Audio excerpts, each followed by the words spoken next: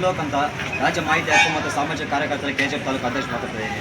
ವಿಷಯವೇನೆಂದರೆ ಇದು ಗಡಿಭಾಗದ ಕೆ.ಸಿ. ರೆಡ್ಡಿ ಕರ್ನಾಟಕದ ಮೊಟ್ಟಮೊದಲ ಮುಖ್ಯಮಂತ್ರಿ ಆಗಿರುವ ಕೆ.ಸಿ. ರೆಡ್ಡಿ ಅವರ ಸ್ವಂತ ಸ್ವಗ್ರಾಮ ಕ್ಯಾಸಂಬಲ್ಲಿ. ಇದು ಈ ಕ್ಯಾಸಂಬಲ್ಲಿಗೆ ಸರ್ಕಾರಿ PU ಕಾಲೇಜು 2025-26ನೇ ಸಾಲಿನಲ್ಲಿ ಆಗಸ್ಟ್ ತಿಂಗಳಲ್ಲಿ ಮಂಜೂರಾಗಿರ್ತದೆ.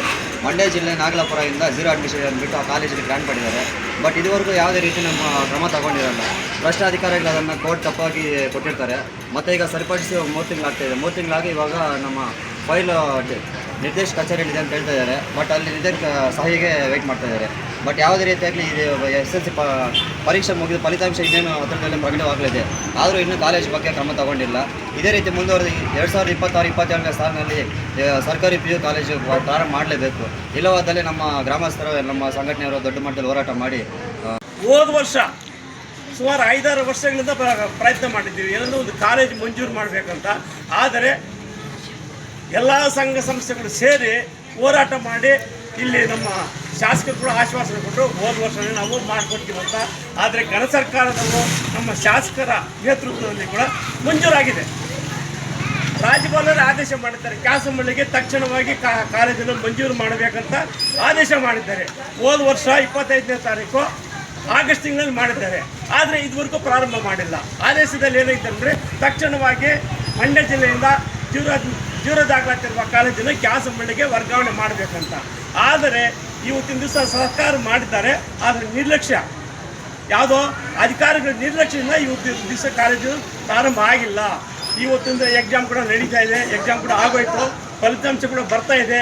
ಆದರೆ ಕಾಲೇಜು ಇದು ಪ್ರಾರಂಭವಾಗಿಲ್ಲ. ಆದ್ದರಿಂದ ಈ ಭಾಗದ ಜನರಿಗೆ ಕೆ.ಸಿ. ರೆಡ್ಡಿ ಅವರವರ ಸ್ವಂತ ಊರಿಗೆ ಒಂದು 5 ಪ್ರೌಢಶಾಲೆ ಇದ್ದಿದ್ರು ಕೂಡ ಒಂದು ಕಾಲೇಜು ಮಂಜೂರು ಮಾಡೋಕ್ಕೆ ಇಷ್ಟೊಂದು ಪ್ರಯತ್ನ ಪಟ್ಟರು. ಘನ ಸರ್ಕಾರದವರು ಕೂಡ ಮಂಜೂರು ಮಾಡಿದ್ರು ಸಹ ಅಧಿಕಾರಿಗಳ ನಿರ್ಲಕ್ಷ್ಯದಿಂದ ಇನ್ನೂ ಪ್ರಾರಂಭವಾಗಿಲ್ಲ. ಇವಾಗ SSLC ಪಾಸ್ ಆಯ್ತು ಅಂದರೆ ಏನು ಮಾಡ್ತೀವಿ? ಎಲ್ಲ TCಗಳು ತಗೊಂಡು ಬೇರೆ ಬೇರೆ ಹೋಗ್ತೀವಿ. ಮತ್ತೆ ಪ್ರಾರಂಭ ಮಾಡೋದು ಯಾವಾಗ? ಆದ್ದರಿಂದ ಘನ ಸರ್ಕಾರಕ್ಕೆ ಎಲ್ಲರೂ ಶೇರ್ ಮಾಡಿ ಸರ್ಕಾರವರೆಗೂ ಶಿಕ್ಷಣ ಇಲಾಖೆವರೆಗೂ ಕೂಡ ಸಚಿವರು ಕೂಡ ಇದನ್ನು ತಿಳಿಸ್ಬೇಕು ಅಂತ ಹೇಳ್ತಾ ಏನೆಂದರೆ ತಕ್ಷಣವಾಗಿ ನಮಗೆ ಕಾಲೇಜು ಫಲಿತಾಂಶ ಬರೋಕ್ಕೆ ಮುಂಚೆನೇ ನಾವು ಮಾಡಬೇಕು ಅಂತ ನಮ್ಮ ಅಭಿಪ್ರಾಯ. ಎಲ್ಲ ಅವ್ರು ಹೇಳ್ದಂಗೆ ಸುಮಾರು ಹೋರಾಡ್ತಾ ಇದ್ದಾರೆ.